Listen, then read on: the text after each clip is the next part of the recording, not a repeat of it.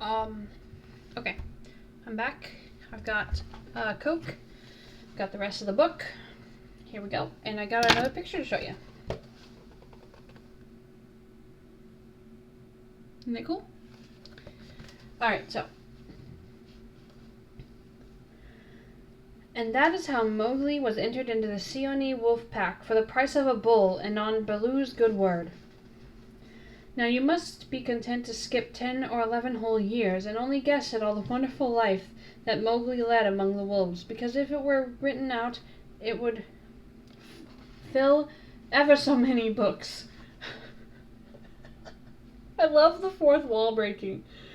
Was Rudyard Kipling the first one to fourth wall break in 1894? Who knows? He grew up with the cubs, though they, of course, were grown wolves almost before he was a child, and Father Wolf taught him his business and the meaning of things in the jungle, till every rustle in the grass, every breath of the warm night air, every note of the owls above his head, every scratch of a bat's claws as it roosted for a while in a tree, and every splash of every little fish jumping in the pool, meant just as much to him as the work of his office means to a businessman. I like this book.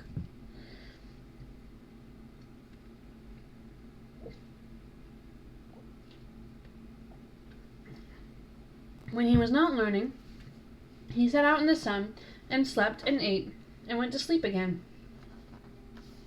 When he felt dirty or hot, he swam in the forest pools. And when he wanted honey, Baloo told him that honey and nuts were just as pleasant to eat as raw meat. He climbed up for it, and that Bagheera showed him how to do it. Bagheera would lie out on a branch and call, "Come along, little brother," and at first Mowgli would climb like the sloth, but afterward he would fling himself through the branches almost as boldly as the gray ape. He took his place at the council rock too when the pack met, and there he discovered that if he stared hard at any wolf, the wolf would be forced to drop his eyes, and so he used to stare for fun. So if you hear a cat meowing, it's because I closed him out of my room so he wouldn't be able to jump up here and mess with the computer. So I'm sorry. Michi, it's okay, baby. Be quiet now. You'll be back in here in a minute. At other times, he would pick the long thorns out of the pads of his friends, for wolves suffer terribly from thorns and burrs in their coats. He would go down the hillside into the cultivated lands by night and look very curiously at the villagers in their huts. But he had a mistrust of men, because Bagheera showed him a square box with a drop gate so cunningly hidden in the jungle that he nearly walked into it, and told him it was a trap.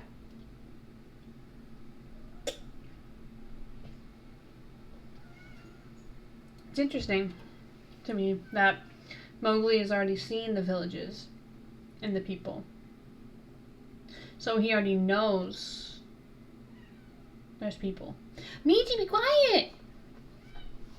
I know! Oh, I hear you, you sweetie. I don't know if the mic is going to pick any of this up. Shh.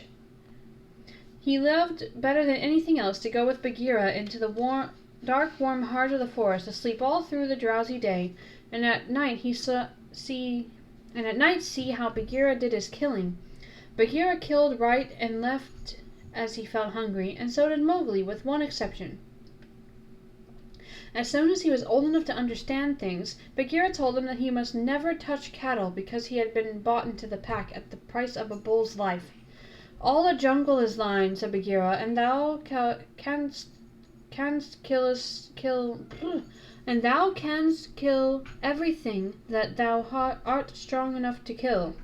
But for the sake of the bull that bought thee, thou must never kill or eat any cattle, young or old. That is the law of the jungle." Mowgli obeyed faithfully. Here's a picture of Bagheera and Baloo.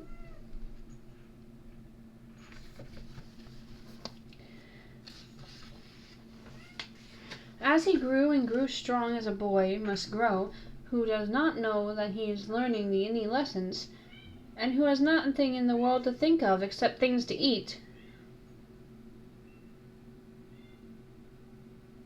No, that was the end of the sentence. Okay. Mother Wolf told him once or twice that Shere Khan was not a creature to be trusted, and that some day he must kill Shere Khan.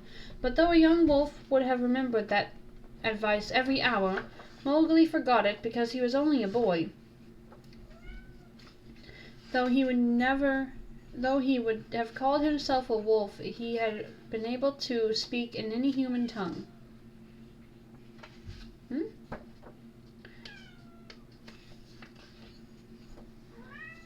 Though he would have called himself a wolf if he had been able to speak in any human tongue. What?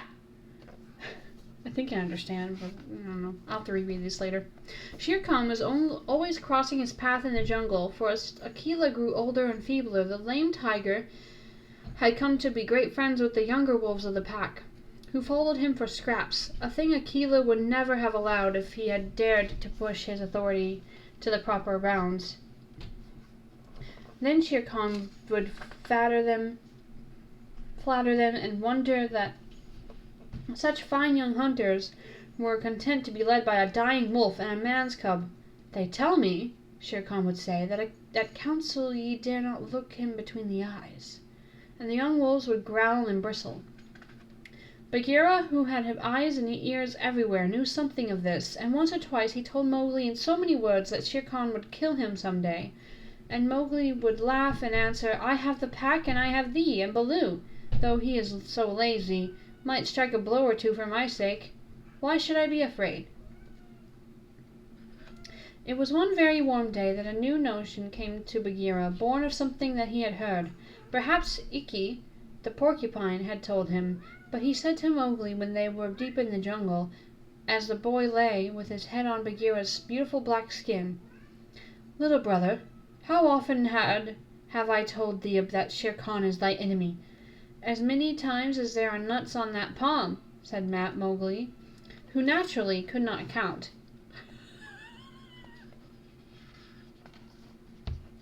"What of it? I am sleepy, Bagheera, and Shere Khan is all long tail and loud talk, like Mao the peacock."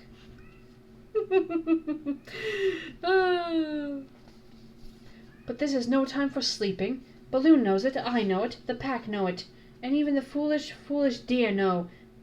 Tabaqui has told thee too." "Ho, ho," said Mowgli. "Tabaqui came to me not long ago with some rude talk that I was a naked man's cub, and not fit to dig pig nuts. But I caught Tabaqui by the tail and swung him twice against a palm tree to teach him better manners. That was foolishness, for though Tabaqui is a mischief maker, he would have told thee of something that concerned thee closely. Open those eyes, little brother. Shere Khan dares not kill thee in the jungle for fear of those that love thee. But remember, Akela is very old, and soon the day comes when he cannot kill his buck, and then he will be leader no more. Many of the wolves that looked thee over when thou wast brought to the council first are old too. And the young wolves believe, as Shere Khan has taught them, that a man cub has no place with the pack. In a little time thou wilt be a man." "And what is a man that he should not run with his brothers?" said Mowgli. "I was born in the jungle. I have obeyed the law of the jungle, and there is no wolf of ours from whose paws I have not pulled a thorn. Surely they are my brothers." Bagheera stretched himself at full length and half shut his eyes. "Little brother," he said, "feel under my jaw." Mowgli put up his strong brown hand, and just under Bagheera's silky chin there was a giant rolling muscles. Where the giant rolling muscles were all hid by his glossy hair, he came upon a little bald spot. "There was no one in the jungle that knows that I, Bagheera, carry that mark. The mark of a collar. Oh. And yet, little brother, I was born among men, and it was among men that my mother died, in the cages of the king's palace at Udaipur. It was because of this that I paid the price for thee at the council, when thou wast a little naked cub. Yes, I too was born among men.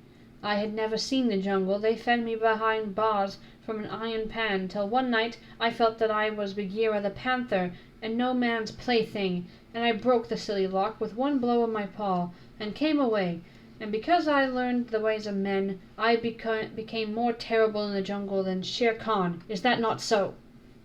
"Yes," said Mowgli. "All the jungle fear Bagheera. All except Mowgli." "Oh, thou art a man's cub," said the Black Panther very tenderly. "And even as I return to my jungle, so thou must go back to man at last. To the men who are thy brothers, if thou art not killed in the council." "But why? Why should any wish to kill me?" said Mowgli. "Look at me," said Bagheera. And Mowgli looked at him steadily between the eyes. The big panther turned his head halfway and head away in half a minute. "That is why," he said, shifting his paw on the leaves. "Not even I can look thee between the eyes, and I was born among men. And I love thee, little brother. The others, they hate thee because their eyes cannot meet thine, because thou art wise, because thou hast pulled out thorns from their feet, because thou art a man." "I did not know these things," said Mowgli sullenly, and he frowned under his heavy black brows. Who is this speaking? Okay. "What is the law of the jungle? Strike first and then give tongue? By thy very carelessness they know that thou art a man. But be wise. It is in my heart that when Akela misses his next kill, and at each hunt it costs him more to pin the buck, the pack will turn against him and against thee. They will hold a jungle council at the rock, and then I have it," said Bagheera, leaping up. "Go thou down quickly to the men's huts in the valley, and take some of the red flower which they grow there, so that when the time comes thou mayest have even a stronger friend than I or Baloo, or those of the pack that love thee. Get the red flower." By red flower, Bagheera meant fire, only no creature in the jungle will call it fire by its proper name. Every beast lives in deadly fear of it and invents 100 ways of describing it. So... It's not well, it is Shere Khan who's the big bad, because he's convincing the younger wolves to turn against Mowgli and Akela. This sounds an awful lot like real life. The people in the school system teaching the kids to turn against certain things and turn towards certain things. Anyway, back to the red flower, which is also coming up super early in the book. Like, what?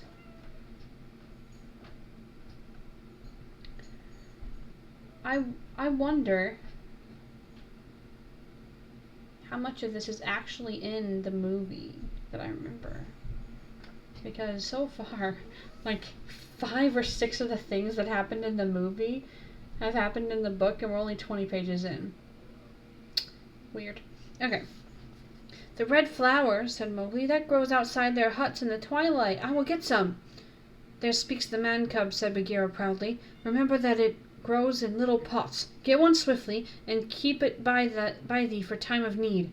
"Good," said Mowgli. "I go. But art thou sure, oh my Bagheera?" He slipped his arm around the splendid neck and looked deep into the big eyes. "Art thou sure that all this is Shere Khan's doing?" "By the broken lock that freed me, I am sure, little brother." I love that he calls him little brother. That is so cute.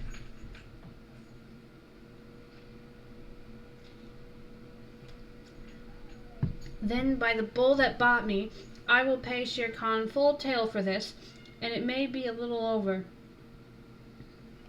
said Mowgli, and he bounded away.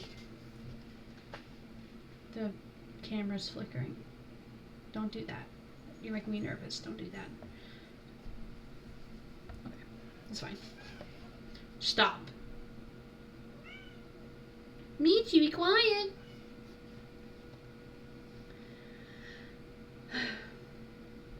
That is a man. That is all a man, said Bagheera to himself, lying down again. Oh, Shere Khan, never was a blacker hunting than that frog hunt of thine 10 years ago.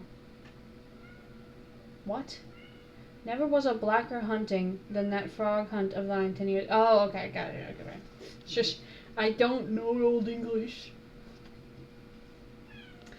Mowgli was far and far through the forest, running hard, and his heart was hot in him. He came to the cave as the evening mist rose, and drew breath and looked down the valley. The cubs were out, but Mother Wolf at the back of the cave knew by his breathing that something was troubling her frog. What is it, son? She said. Some bat's chatter of Shere Khan, he called back. I hunt among the plowed fields tonight. And he plunged downward through the bushes to the stream at the bottom of the valley. There he checked, for he heard the yell of the pack hunting, heard the bellow of a hunted sambar, and the snort as the buck turned at bay. Then there were wicked, bitter howls from the young wolves. Akela, Akela, let the lone wolf show his strength. Room for the leader of our pack. Spring, Akela! The lone wolf must have sprung and missed his hold, for Mowgli heard the snap of his teeth and then a yelp as the sambar knocked him over with his sore foot. Oh boy. He did not wait for anything more, but dashed on, and the yells grew fainter behind him as he ran into the croplands where the villagers lived. Michi, be quiet! I know it! I'm being so unfair! Sorry, he's just a little bit... I swear, we're almost done! Bagheera spoke truth, he panted, as he nestled down in some cattle fodder by the window of a hut. Tomorrow is one day for Akela and for me. Then he pressed his face close to the window and watched the fire on the hearth. He saw the husbandman's wife get up and feed it in the night with black lumps, and then the morning came, and the mists were all white and cold. He saw the man's child pick up a wicker pot plastered inside with earth, fill it with lumps of red-hot charcoal, put it under his blanket, and go out to tend the cows in the byre. Is that all? Said Mowgli. If a cub can do it, there's nothing to fear. He strode around the corner and met the boy, took the pot from his hand, and disappeared into the mist, while the boy howled with fear. They are very like me, said Mowgli, blowing into the pot, as he had seen the woman do. This thing will die if I do not give it things to eat. And he dropped twigs and dried bark on the red stuff. Red stuff. Halfway up the hill he met Bagheera with the morning dew shining like moonstones on his coat. Akela has missed, said the panther. They would have killed him last night, but they needed thee also. They were looking for thee on the hill. I was among the plowed lands. I am ready. Look. Mowgli held up the fire pot. Good. Now, I have seen men thrust a dry branch into that stuff, and presently the red flower blossomed at the end of it. Art thou not afraid? No. Why should I fear? I remember now, if it is not a dream, how before I was a wolf, I lay beside the red flower, and it was warm and pleasant. He remembers laying by a fire. All that day Mowgli sat in the cave tending his fire pot and dipping out dry branches into it to see how they looked. He found a branch that satisfied him, and in the evening when Tabaqui came into the cave and told him rudely enough that he was wanted at the Council Rock, he laughed till Tabaqui ran away. Then Mowgli went to the council, still laughing. Akela the lone wolf lay by the side of his rock as a sign that the leadership of the pack was open. And Shere Khan, with his following of scrap-fed wolves, walked to and fro openly, being flattered. Bagheera lay close to Mowgli, and the fire pot was between Mowgli's knees. When they were all gathered together, Shere Khan began to speak, a thing he would never have dared to do when Akela was in his prime. I have another picture, but it's another, rather weird one. He's naked again, so I'm covering it. But other than that, it's a good picture. I'm going to cover those up. He has no right, whispered Bagheera. Say so. He is a dog's son. He will be frightened. Mowgli sprang to his feet. Free people, he cried. Does Shere Khan lead the pack? What has a tiger to do with our leadership? Seeing that the leadership is yet open and being asked to speak, Shere Khan began. By whom? Said Mowgli. Are we all jackals to fawn on this cattle butcher? The leadership of the pack is with the pack alone. There were yells of silence, thou man's cub. Let him speak. He has kept our law. And at last the seniors of the pack thundered, Let the dead wolf speak. The dead wolf.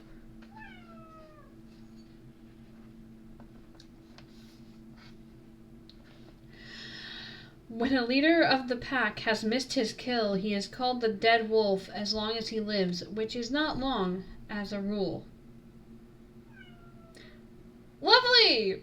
This is way darker than the movie. Jesus Christ. Okay, Akela raised his old head wearily. Free people. And ye too, jackals of Shere Khan.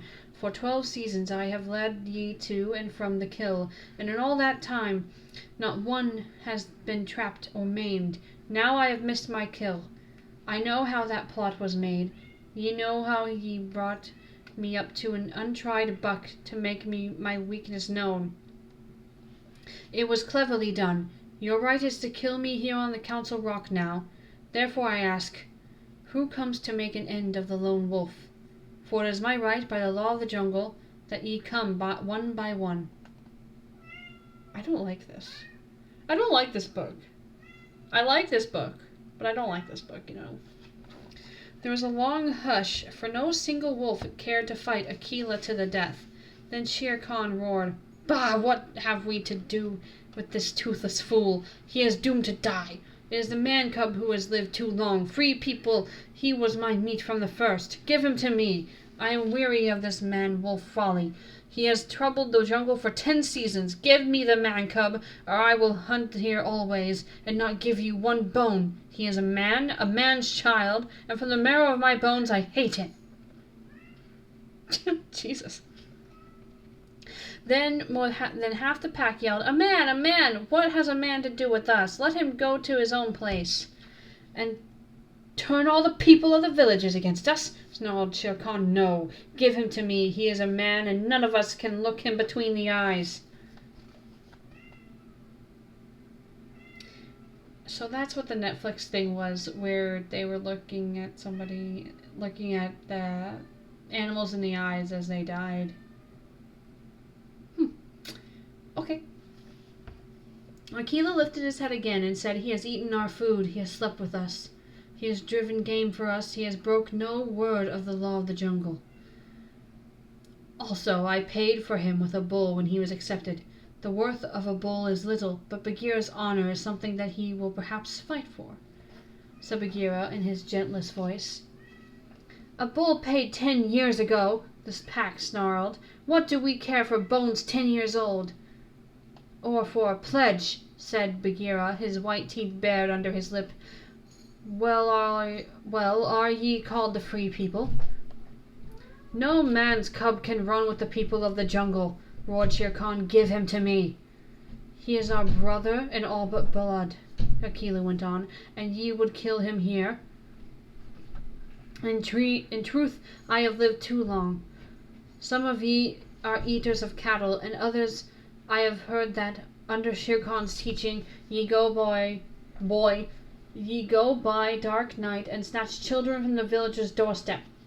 Therefore I know ye to be cowards, and if it is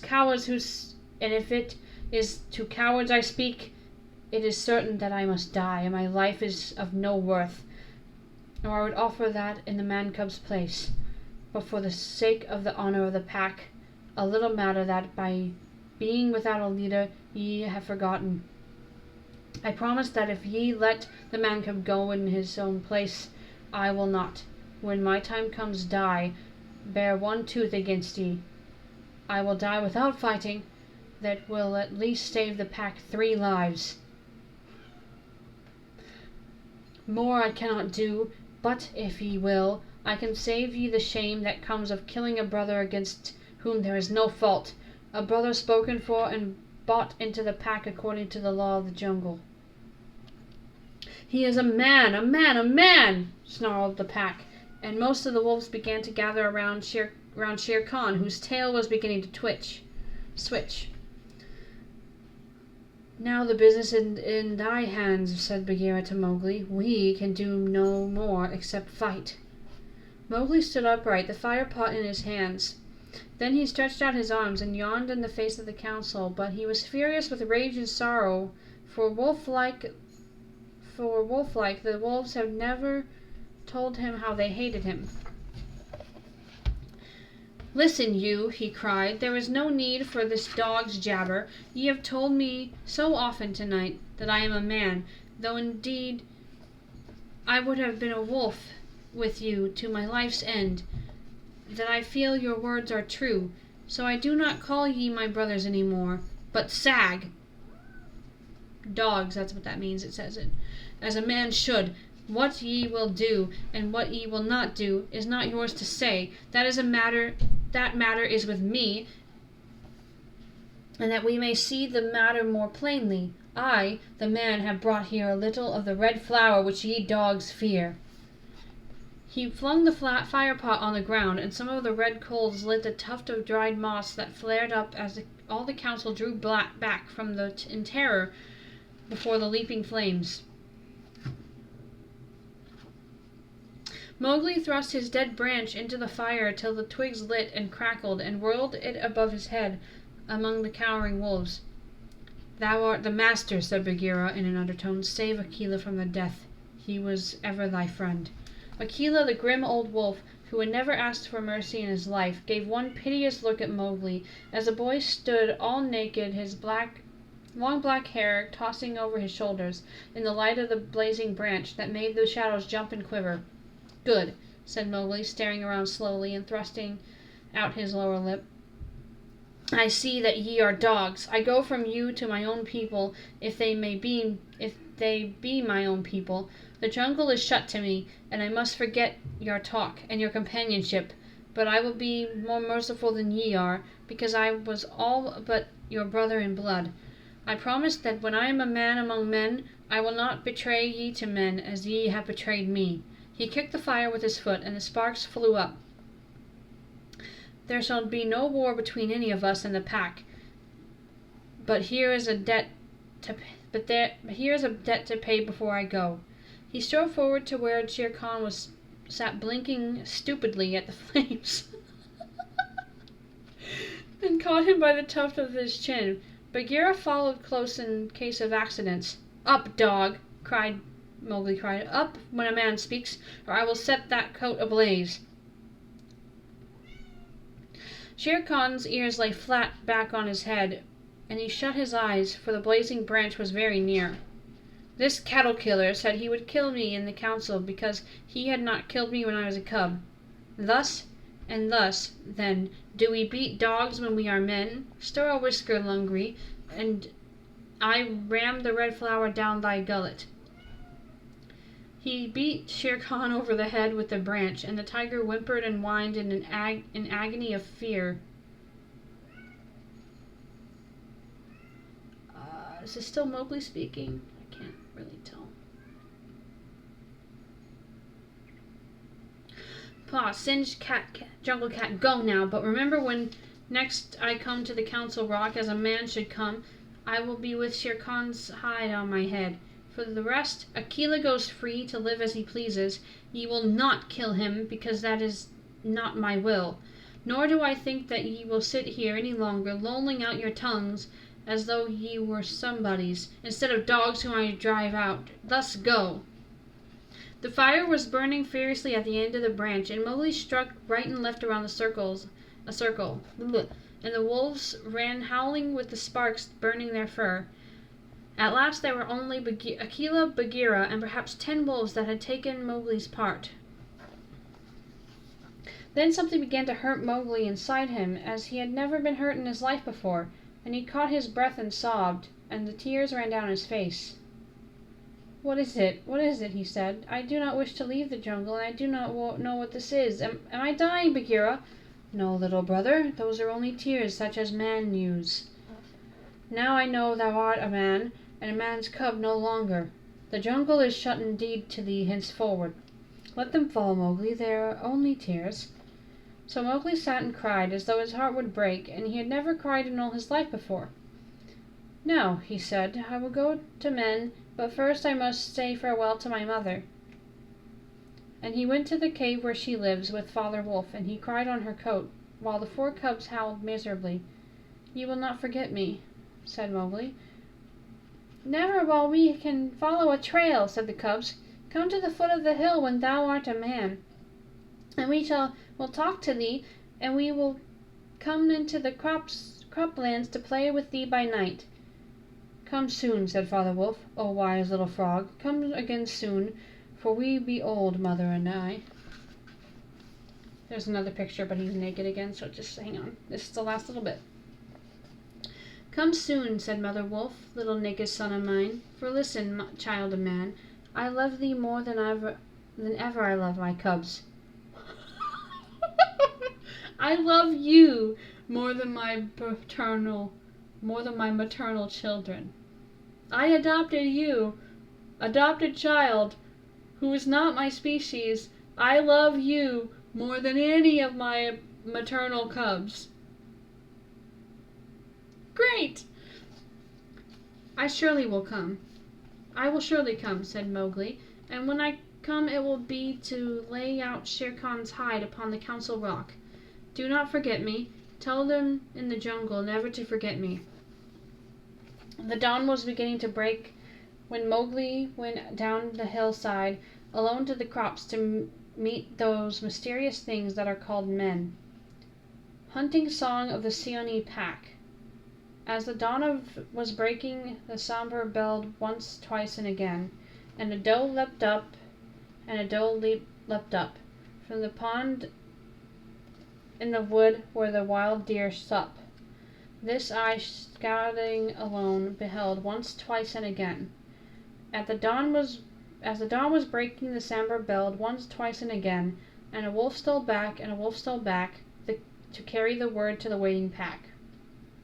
And we sought, and we fought, and we bayed on his track, once, twice, and again.